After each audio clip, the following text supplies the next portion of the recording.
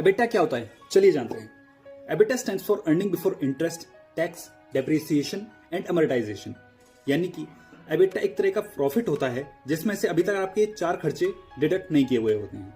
कौन से 4 खर्चे, चलिए जानते हैं।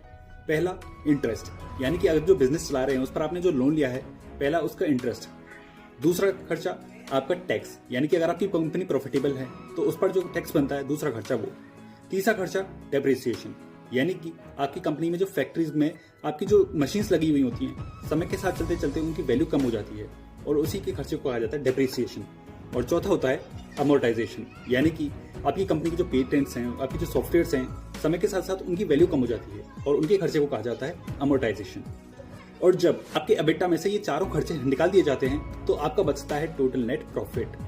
तो अगर आप एक एग्जांपल देखना चाहते हैं, आपकी स्क्रीन पर देख सकते हैं।